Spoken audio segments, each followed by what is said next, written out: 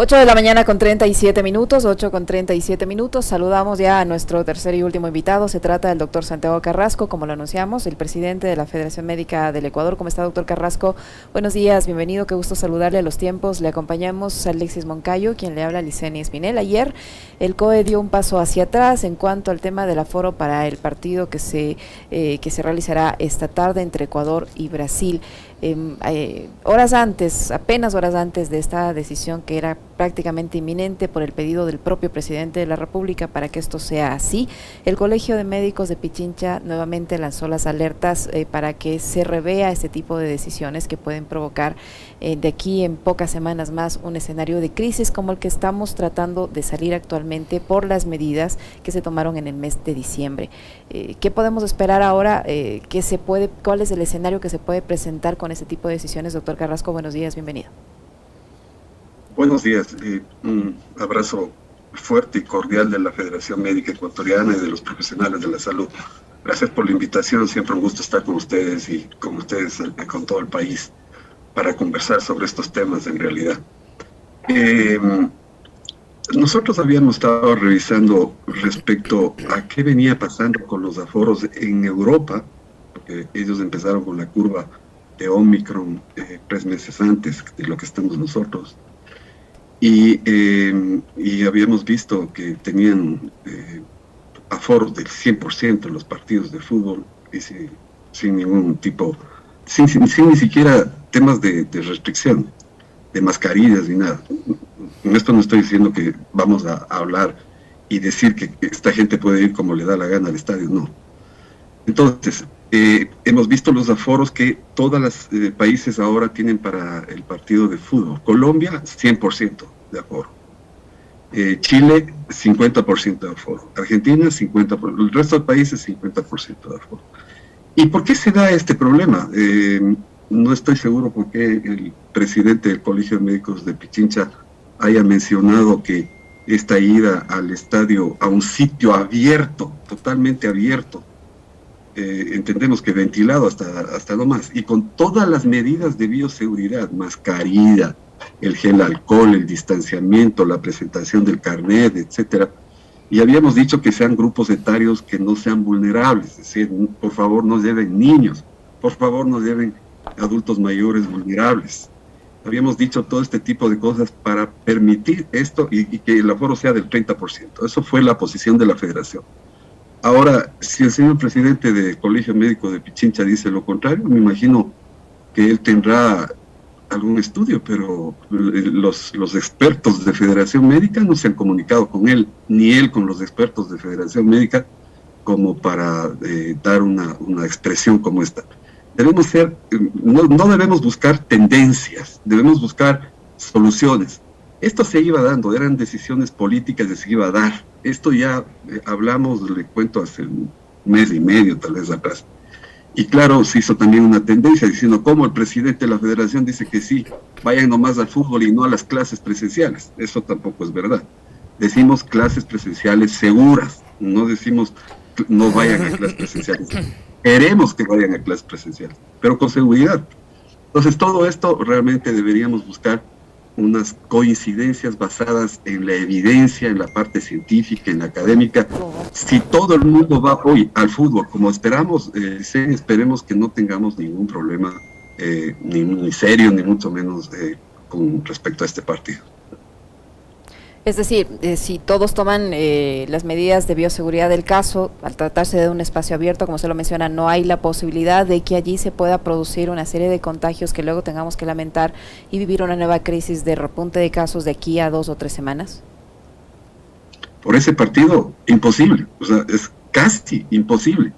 Puede que uno que otro se vaya a contagiar porque habrá alguien que no se pone la mascarilla, o que está mal puesta la mascarilla, o la gente que no controla el distanciamiento. Puede pasar, obviamente, pero que de eso se convierta en vamos a ver, un repunte, eso hay que decirle a la gente que está pensando de esta manera, que están completamente equivocados. Ya estamos en la ola, estamos en la parte alta, y esta parte alta va a estar hasta la segunda semana de febrero, y tercera, cuarta, y empezará a bajar hasta la 1 de marzo. Entonces, O sea, está absolutamente claro, ya, absolutamente claro. Esta situación que estamos viendo ahora con el nivel de contagios que tenemos no es que se va a terminar ya, sino que se va a extender hasta la mitad del siguiente mes. Porque la ministra de Salud decía que ya había una notable disminución en cuanto a los casos a nivel nacional y que eso les hacía pensar que estaban en una especie de meseta. ¿Es así? No, la señora ministra debe estar conversando, de hecho, con el señor doctor Álvarez, presidente del Colegio Médico, porque nos parece que la ministra dice, empezó ya la curva a bajar. Señora ministra, no, vaya, fíjese en las curvas de los países que empezaron con Omicron, vaya, fíjese en las curvas de Sudáfrica, fíjese en las curvas de Australia, fíjese en las curvas del Reino Unido, fíjese en las curvas de los países europeos. Entonces usted se va a dar cuenta que esta curva va a estar como, no es que nos estamos, entenderá, dicen, inventando, sino estamos viendo lo que ha estado pasando en la parte esta de cómo se comporta la curva de ascenso del virus, porque es un virus supremamente contagioso, supera las barreras inmunológicas, tanto naturales como de vacunas, y entonces obviamente tenemos un tema de contagiosidad pero muy importante. Y entonces la señora ministra que diga, ya está bajando. Ay, señora ministra, no está bajando. Claro, hay varios cuestionamientos respecto al mensaje que se ha dado por parte de las autoridades, doctor Carrasco, en el sentido de que hace una semana teníamos una alerta roja, más de 190 cantones en esa situación epidemiológica, y resulta que en una semana todo cambia y la gran mayoría pasa al semáforo amarillo en cuanto al tema epidemiológico, y aquí se baja la alerta a naranja, también una ciudad que estaba en alerta roja. Y nos dicen, bueno, ya se abre el tema del fútbol también. ¿No hay como cierta contradicción allí y eso puede generar en la ciudadanía también nuevamente una falsa sensación de seguridad cuando lo que necesitamos por la presencia mismo de la variante Omicron es que la gente sea mucho más cuidadosa? Absolutamente, contradicciones totales, siempre.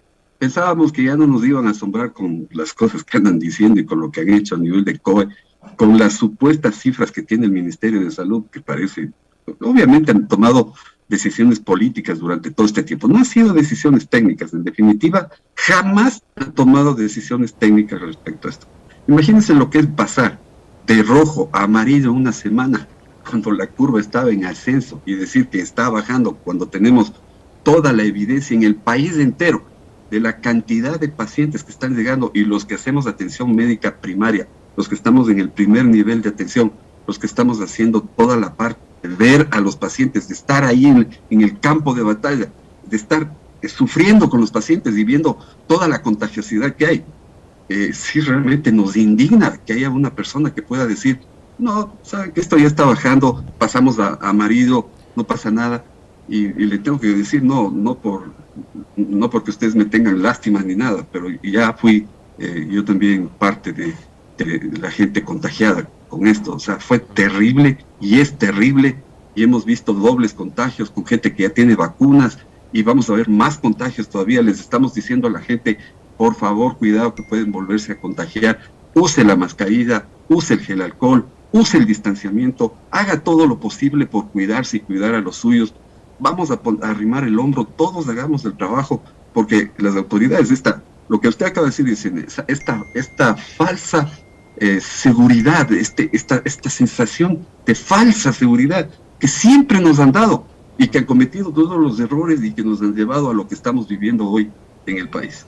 ¿Cómo le va, doctor? Buenos días. Un gusto saludarle y conversar con usted. Evidentemente compartimos las mismas inquietudes y la misma preocupación. Yo en el segmento del comentario citaba lo que habían sido incluso intervenciones de colegas suyos del Colegio de Médicos de Pichincha, emitiendo las alertas de los porcentajes de ocupación hospitalaria por COVID, del porcentaje de ocupación de las UCI, obviamente por COVID, y de la multiplicación de casos de Omicron. Partamos de un hecho, doctor, que además los ciudadanos debemos ser conscientes y debemos recordar todos los días. Quienes han estado desde un primer momento, en primera línea, enfrentando la pandemia, han sido ustedes, los médicos. Desde ahí, o sea, el reconocimiento ciudadano a las personas profesionales de la medicina que han estado poniendo el pecho a las balas por el tema del COVID. No han sido escuchados. Y las decisiones, yo le escuchaba, las decisiones, y coincido totalmente, que debían haber sido técnicas y que debían haber sido tomadas, asesorados por profesionales como ustedes, han sido políticas.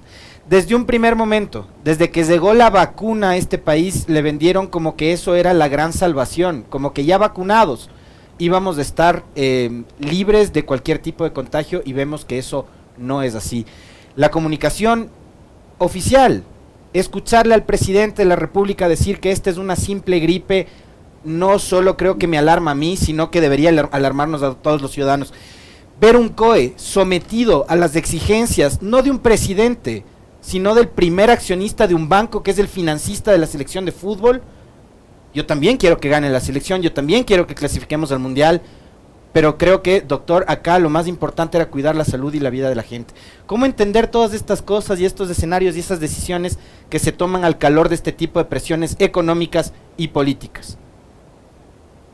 Sí, decisiones políticas tratando de, como decía, dándole una falsa seguridad a toda la gente y siempre diciendo que las cosas van bien. Acuérdese una de las perlas del presidente: todo se ha hecho ya por la pandemia, todo se ha hecho ya. Lo único que queda por no hacer, es confinamientos. O sea, error más grosero del hombre. Realmente le decimos, y ya le hemos dicho, no se equivoque, señor presidente, no vuelva a equivocarse, usted se ha equivocado demasiado. Después dice, es como una simple gripe. Yo le quiero decir a Alexis, vea, yo estoy pasando esto y le soy sincero, es un comportamiento totalmente extraño. Uno de los colegas míos tuvo que arrimarse junto a mí y decirle, oye, ¿qué te pasa? Porque no podía caminar, sentía que me caía. Entonces yo digo, ¿cómo es esto de una simple gripe? Entonces, cuando esta gente no está al frente, como usted dice, cuando esta gente no está con los pacientes, cuando esta gente no está en ese campo de batalla, cuando esta gente no cae, ahora hay muchos médicos que están contagiados por esto, y la mortalidad de los médicos en este momento es de 606 médicos muertos hasta este momento. Entonces, usted dice, ¿cómo pueden esta gente tomar este tipo de decisiones? Y ya le dijimos, señor presidente, haga la mesa de crisis con expertos para que le puedan dar las ideas de lineamientos, pero no políticas. No espere resultados inmediatos, no espere las buenas noticias como usted quiere. Esto tomará su tiempo, pero haciendo bien el trabajo y donde se debe hacer, que es en la comunidad, estamos absolutamente seguros de que esto se irá superando. Pero mientras continuemos con estas mismas personas, yo creo que no vamos a lograr absolutamente nada. Doctor Carrasco, ¿cómo está la situación de los médicos? Nuevamente, por este repunte de casos de COVID-19 por la variante Omicron, se ve largas filas de ciudadanos tratando de hacerse las pruebas del caso, tratando de ser atendidos en los diferentes centros de salud, en los hospitales que están atendiendo casos COVID. ¿Cómo está la situación de los médicos? ¿Están trabajando nuevamente más del horario normal? ¿Esto cómo está también afectando su salud mental? Totalmente, y ustedes dieron unos datos de la OMS. Nosotros tenemos unos datos que hicimos un trabajo de las sociedades científicas del Foro Iberoamericano de Medicina Interna para ver realmente la situación de burnout y todos estos dramas en temas de depresión, crisis de pánico, suicidios y todo este tipo de cosas. Es alarmante, no solamente en el Ecuador, sino en Latinoamérica entera. Es alarmante cómo médicos jóvenes se han suicidado, cómo médicos han dicho ya no queremos saber más de esto, cómo médicos ya han botado la toalla, han dicho no puedo ver más muerte, más desolación. ¿Y por qué? Porque lamentablemente también se toman medidas políticas, lamentablemente en el resto de países también. Aquí ha sido ya el sumum de todo este tipo de cosas.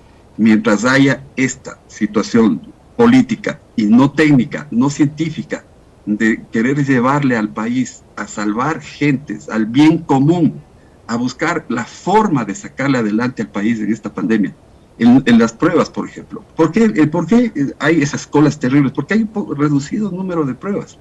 El Estado debería garantizar el acceso gratuito a estas pruebas, pero no, la ministra dijo no hay pruebas. ¿Cuánto cuesta una prueba? Solo para darles un ejemplo, no voy a decir el nombre del sitio privado, Pero si usted quiere hacerse una prueba y quiere que le entreguen PCR y quiere que le entreguen en 2 horas, le dicen $170 o $60. Si quiere que le entreguen para la tarde, $120. Si quiere que le entreguen para el siguiente día, $80. Qué buen negocio. Y si puede esperar un poquito más, ¿cuál de la gente pobre, humilde puede pagar semejantes cantidades de dinero para tener una idea de cómo puede estar? Y estamos haciendo estudios de farmacovigilancia, estamos haciendo estudios de cero conversión, estamos haciendo estudios serios de genómica viral, nada, no tenemos datos de nada. Entonces, ¿cómo pueden tomar decisiones?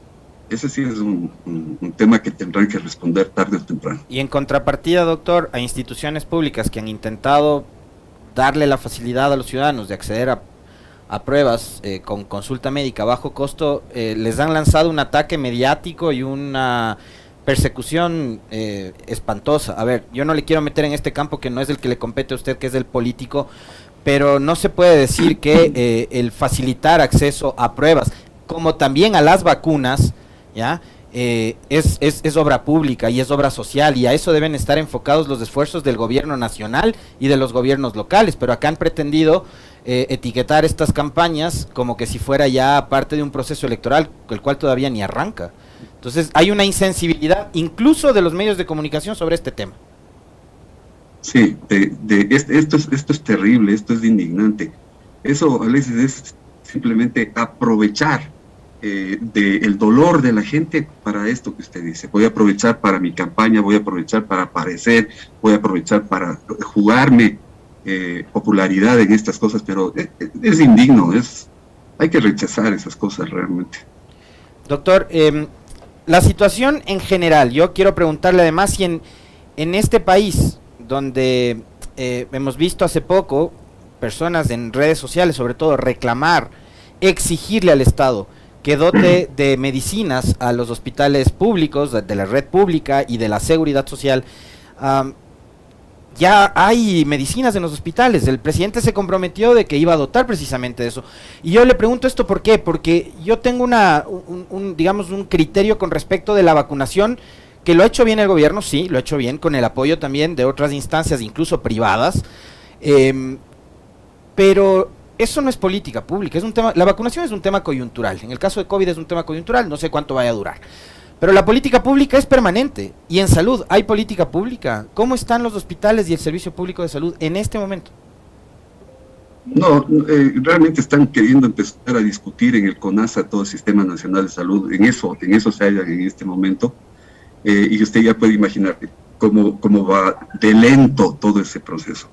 Después de que dijeron que la idea fundamental es hacer una política de salud pública de prevención, de atención en el primer nivel, más aún todavía con esto de acá.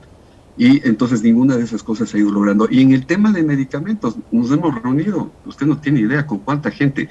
Y han dicho, ya vamos a comprar medicamentos, y compran, por ejemplo, por decirle algo, de 257 ítems de medicamentos, logran comprar 125. Y en esos 125 ni siquiera están los medicamentos para estas pacientes con enfermedades catastróficas, huérfanas y raras, por las cuales hemos estado sufriendo con ellos, viéndoles morir y todo, pero además viendo realmente un desastre en la condición de su salud. Y realmente nos duele porque, claro, regresan a ver y dicen, no podemos hacer nada, y resignados, les digo, con mucho dolor, resignados a morir. Es una cosa realmente muy mala. Ahora, doctor Carrasco, se anuncia para las próximas semanas el inicio de una nueva fase de vacunación, esta vez para los niños de 3 a 5 años, y se analiza también la posibilidad, de 3 y 4 años, perdón, y se analiza la posibilidad también de empezar la vacunación, dependiendo que digan los organismos internacionales encargados del tema, de menores de 3 años. Esto sin duda también va a contribuir a evitar que el COVID-19 se propague en este grupo poblacional. ¿Cómo mira usted este proceso? Sí, lo que estamos viendo es que en estos grupos etarios no es como decían que no pueden ir a terapia intensiva. Hay varios pacientes, niños, infantes, recién nacidos y niños en esos grupos etarios que están en terapia intensiva. Entonces, lo único que hemos dicho es las vacunas, obviamente, como dijo la ley, todos hemos estado involucrados en esto de las vacunas. Los gremios médicos hemos estado, pero de cabeza en el tema de las vacunas, tratando de vacunar y yendo hacia los sitios más conflictivos en ciudades como Guayaquil, como Quito, como Cuenca, etcétera. Hemos estado ahí y hemos estado arrimando el hombro para sacar adelante al país. Pero el tema de lo que siempre hemos reclamado es que tengamos la absoluta seguridad para estos grupos vulnerables, estos niños, que muestren realmente que las vacunas son seguras en estos grupos etarios. Eso es todo lo que les hemos dicho. No les hemos dicho no vacunen, pero por favor, o sea, muestren seguridad, muestren los estudios donde está seguridad. Pero ustedes piensan que hemos logrado algo así, pero para nada. No hay transparencia, en definitiva. Muy bien, muchísimas gracias, doctor Carrasco, siempre por su tiempo, por su apertura y la información que nos proporciona en nuestros diálogos el doctor Santiago Carrasco, presidente de la Federación Médica del Ecuador, que ha estado con nosotros. Gracias, doctor Carrasco. Muy amable. Bueno, gracias a ustedes y hasta luego. Hasta luego, muy amable.